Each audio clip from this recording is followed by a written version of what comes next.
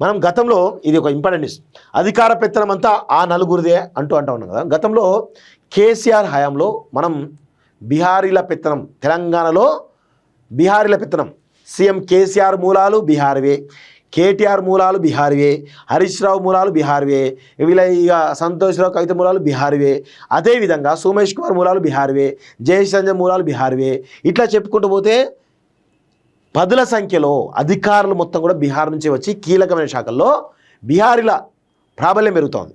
So అప్పుడు మనం చాలా పెద్ద ఎత్తున విమర్శలు చేసినాం. బీహార్ల పెత్తనమే కొనసాగుతూ ఉంది తెలంగాణలో.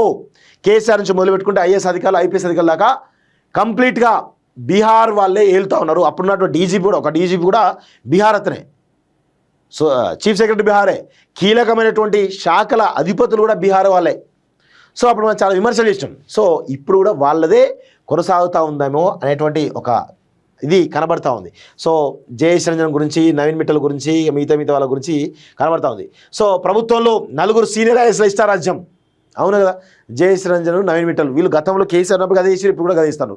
సో నేను అందుకే చెప్తాను, తెలంగాణ భారతదేశ ప్రజాస్వామ్యంలో బ్యూరోక్రాట్లు ప్రమాదకరంగా తయారైన కొంతమంది మాత్రం, అందరు కాదు, వాళ్ళందరూ కాదు, కొంతమంది మాత్రమే, అది తెలంగాణకు పూర్తిగా అడ్డంకితారు.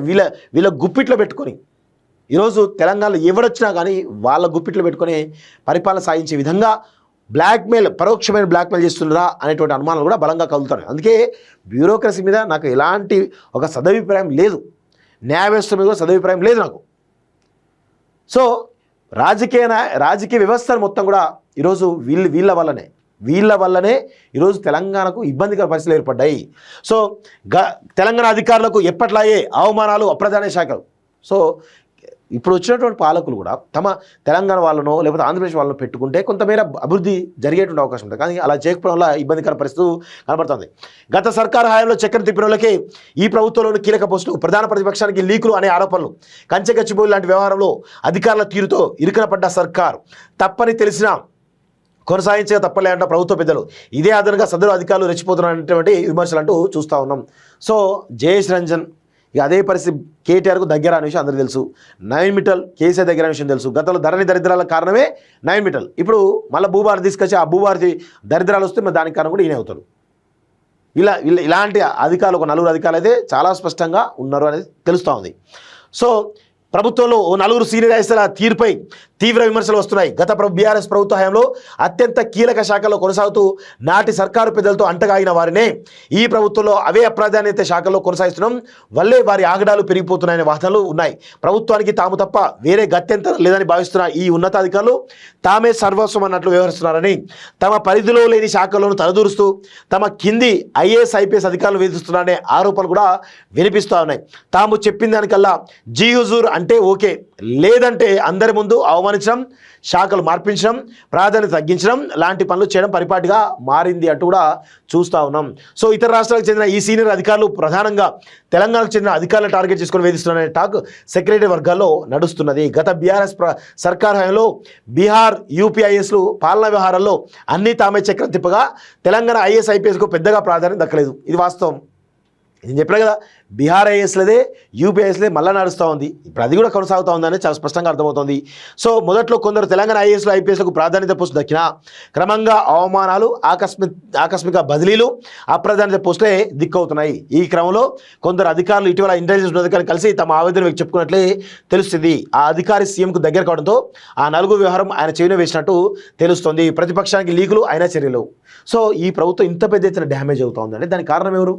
వీళ్ళే. ఈ జయేష్ రంజన్ లాంటి వాళ్ళు, నవీన్ మిట్టల్ లాంటి వాళ్ళు లీక్లు ఇస్తూ ఉన్నారు. దానివల్ల ముందే వాళ్ళు ప్రెస్ మీట్లు ఆపేస్తూ ఉన్నారు అన్ని పనులను కూడా. సో అది జరుగుతూ ఉన్న విషయం గమనించాల్సిన అవసరం అయితే ఉంది. ప్రతిపక్షానికి లీకులు, అయినా చర్యలు. ప్రభుత్వం మారగానే గత సర్కారు హయాంలో కీలక శాఖలు నిర్వహించిన అధికారులను మార్చడం పరిపాటి. కానీ రేవంత్ రెడ్డి సర్కారు ఆ పని చేయలేదు. గత ప్రభుత్వంలో ఫైనాన్స్, రెవెన్యూ, ఐటీ, ఇండస్ట్రీస్ తదితర కీలక శాఖల్లో చక్రం చెప్పిన అధికారులే కొనసాగిస్తూ వచ్చింది. 1-2 శాఖలు మారినా ఆ అధికారుల మధ్య ఉండడంతో ఈ ప్రభుత్వంలోనూ వారి ప్రాధాన్యం ఏమాత్రం తగ్గలేదు అంటూ కూడా అర్థమవుతా ఉంది. సో ఆయా శాఖల పరిధిలో కీలక సమాచారం లీక్ అవుతుందని, కాన్ఫిడెన్షియల్ విషయాలు కూడా ఎప్పటికప్పుడు ప్రధాన ప్రతిపక్ష పార్టీకి తెలుస్తున్నాయని ఆరోపణలు వచ్చినా కాంగ్రెస్ పెద్దలు పట్టించుకోలేదు. సో దీనికి కారణం ఏం తెలుసా? చాలామంది ఇక్కడ ఉన్నటువంటి ఐఏఎస్లు ఎవరైతే ఉన్నారో ఇప్పుడు ఎవరైతే పేర్లు చెప్పినో జయేష్ రంజన్ లాంటి వాళ్ళు కానీ నవీన్ మిట్టల్ లాంటి వాళ్ళు కానీ ఇక చాలామంది ఉన్నారు. వీళ్ళందరూ ఏం చేస్తారు తెలుసా, రేవంత్ రెడ్డి పక్కన పెడతారని చెప్పేసి తెలుసుకొని ముందుగా ఏఐసిసి దగ్గరికి, ఏఎస్లో ఎవరెవరు ఉంటారు, రాహుల్ గాంధీ టీంని కలుస్తారు, అదేవిధంగా ప్రియాంక గాంధీ టీంని కలుస్తారు, మిగతా పెద్దలు ఎవరుతున్నారో వాళ్ళ టీంని కలుస్తారు. కలిసి మాకు ఈ పోస్ట్ కావాలని చెప్పేసి అక్కడ ఉన్నటువంటి వీళ్ళ సమస్య బీహార్ యూపీలలో ఎవరైతే కాంగ్రెస్ నాయకులు అవుతారో వాళ్ళ దగ్గర ఉన్న ఎవరైతే ఉంటారో వాళ్ళని కలిసి వేడుకొని ఈరోజు మీకు మేము ఏ పని చేస్తాం, మాకు ఈ పోస్ట్ కావాలి అని డైరెక్ట్గా ప్రియాంక గాంధీ నుంచో రాహుల్ గాంధీ నుంచో రేవంత్ రెడ్డి పైన ప్రెజర్ పెట్టించే ప్రయత్నం చేస్తారు. ఇది జరుగుతూ ఉంది ప్రస్తుతం. సో దానివల్ల రేవంత్ రెడ్డి మరి ఎవరైతే ఉన్నారో ఈ ఐఏఎస్లో ఎవరైతే కీలక శాఖలో ఉన్నారో వాళ్ళని పక్క తప్పించేటువంటి ప్రయత్నం చేయలేదు ఇప్పటివరకు. దానివల్ల ఈరోజు రాష్ట్రం ఎంత గడ్డు పరిస్థితిలో ఉందో అర్థం చేసుకోవాలి. సో మంత్రులు ఆ విధంగా తయారు, అటు ఏఎస్సీలో అంత విధంగా తయారు, ఇక కలగర గంప తయారైంది ఇప్పుడు కాంగ్రెస్ ప్రభుత్వం. అయితే వీళ్ళు ఇంకా చేసిన మంచి పనులు ఉన్నాయి అంతే, ఏం కేసీఆర్ లాగా ఏం గుడ్డి ఇష్టారీతి నేను చేయలేదు, కొన్ని మంచి పనులు కూడా ఉన్నాయి, వాటిని చెప్పుకోలేనటువంటి భావదారిద్ర్యమైనటువంటి పరిస్థితిలో ఈరోజు కాంగ్రెస్ ప్రభుత్వం ఉన్నది, అది గుర్తుపెట్టుకోవాలి. సో ఇక్కడ చూడండి, సో ప్రధానంగా ఈ లీకు ఆఫీసర్ల వల్లే కచ్చగచ్చిబోలి భూముల వ్యవహారంలో ప్రభుత్వం ఇరుకున పడిన వార్తలు వచ్చాయి. ఆ నలుగురితో పాటు ఓ మహిళా ఐఏఎస్ ఆఫీసర్ తీరు కూడా తీవ్ర వివాదాస్పదమైంది. కాంగ్రెస్ అధికారంలోకి వచ్చాక ఎవరు ఆమె మహిళా ఐఏఎస్ ఆఫీసర్ అంటే స్మితా సబర్వాల్. ఆమె అయితే ఇక దారుణం. ఆమె గురించి ఎంత తక్కువ మాట్లాడితే అంత మంచిది. మన నోరు గలీజ్ అవుతుంది ఆమె గురించి మాట్లాడితే. సో ఆమెను అధికారంలో వచ్చి చాలా కాలం లూప్ లైన్లో ఉన్న ఆమెను సీఎం రేవంత్ పిలిచి మరీ పర్యాటక శాఖలోకి తీసుకొని మిస్ వరల్డ్ పోటీల నిర్వహణ లాంటి కీలక బాధ్యతలు అప్పించారు. అక్కడ ఆమె అంతా తానేనట్లు వ్యవహరించారని ఇతర అధికారులతో పాటు ఆ శాఖ మంత్రి కూడా ఖాతరు చేయలేని విమర్శలు వినిపించాయి. ఈలోగా కంచెగచ్చిబోలి వ్యవహారంలో ఎక్స్ వేదికగా ప్రభుత్వాన్ని ఇరుకపెట్టడంతో నష్టనివారణగా ప్రభుత్వం ఆమెను తిరిగి లూప్ లైన్లోకి పంపించింది. కానీ మిగిలిన నలుగురు సీనియర్ ఐఏఎస్లు మాత్రం కీలక పోస్టుల్లో ఏళ్ల తరబడి కొనసాగిస్తుండటంతో వారు తమ శాఖల పరిధి దాటి అన్ని ప్రభుత్వ వ్యవహారాల్లో జోక్యం చేసుకున్నారనే ఆరోపణలు వస్తున్నాయి. అయితే వాళ్ళను కొనసాగించిన తప్పని తెలిసినా గత్యంతరం లేక కంటిన్యూ చేస్తున్నామని ఇటీవల సీఎం స్వయంగా విలేకరులు చెప్పడం గమనార్హం అంటూ చూస్తా ఉన్నాం. సో ఇది అందరికీ తెలిసిన విషయమే, కీలక శాఖలని వారి గుప్పిట్లోనే. గత ప్రభుత్వంలో నెంబర్ 2గా పేరుగాంచిన ఒక మంత్రి అంటే కేటీఆర్ చూసిన సీనియర్ ఐఏఎస్ అధికారి ఎవరు, జయేష్ రంజన్. సో ప్రస్తుత ప్రభుత్వంలో అదే శాఖలో కొనసాగిస్తున్నారు. ఆయన కొనసాగించక ఆయన సీఎం పోయాడు మళ్ళీ. సో గత సర్కారు పెద్దలతో సన్నిహితంగా సంబంధాలు ఉన్నప్పటికీ కాంగ్రెస్ ప్రభుత్వం ఆయన కొనసాగించడమే కాకుండా ఇటీవల జరిగిన బదిలీలో సీఎంకు తీసుకురావడం విశేషం. అక్కడ కూడా అదే శాఖకు చెందిన ఒక కీలక విభాగాన్ని ఏర్పాటు చేసి ఆయనకు హెడ్గా నియమించడం చర్చనీయంగా మారింది. సో ఆయన ఇంకా జయేష్ రంజన్ వ్యక్తి రేపు ఈ రామకృష్ణరావు సీఎస్ తర్వాత ఆయన రేసులో ఉంటాడట. చూడండి ఎంత దారుణంగా ఉందో పరిస్థితి. గత ప్రభుత్వంలో కీలక శాఖ నిర్వహించగా భూముల వ్యవహారంలో ఆయనపై తీవ్ర ఆరోపణలు వచ్చాయి. ఎవరు, సీసీఎల్ఏ కమిషనర్ ఎవరైతున్నారో నవీన్ మిట్టల్. సో ఇటీవల జరిగిన బదిలీలో ఆ అధికారి శాఖ మాత్రం భావించినా ఆయన కదిలించకపోవడం గమనార్హం. దీంతో ఆ అధికారి ఎప్పటిలాగే పాత శాఖను చూస్తున్నారు. గత్యంతరం లేక కొనసాగించాల్సి వస్తుందని ఇలాంటి అధికారులు బదిలీ చేస్తే ఇబ్బంది అవుతుంది. ఎందుకు అవుతుంది? తోపా తురుమా ఆయనమన్నా? ఇదే మరి దారుణాతి దారుణంగా వ్యవహరిస్తూ ఉంటారు. ఆయన తప్ప వేరేటోళ్ళు చేయరంటే ఏంది, ఆయన ఒక్కడే తెలియగలడా? అంటే మిగతా ఐఎస్ ఎవరు చదవకుండా వచ్చారు? ఏమన్నా అందరూ చదివేచ్చారు, అందరికీ తెలివి ఉంటుంది.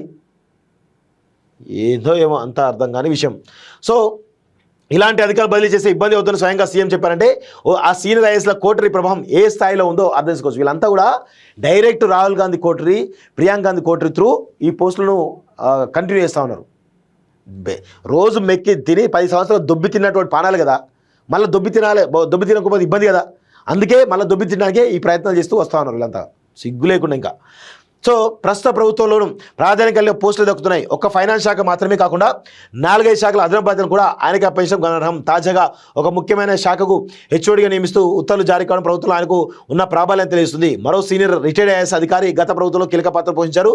ఈ ప్రభుత్వంతో సన్నిహితంగా ఉన్న ఆయనకు ప్రస్తుత ప్రభుత్వంలోనూ ప్రాధాన్యత దక్కింది. సలహాదారుడిగా ఉండి ఇప్పుడు ఏకంగా సీఎం ప్రిన్సిపల్ సెక్రటరీగా పోస్టింగ్ పొంది వ్యవహారాలను చక్కబెడుతున్నారు. శ్రీనివాసరాజు అనుకుంటానే ఆయన పేరు.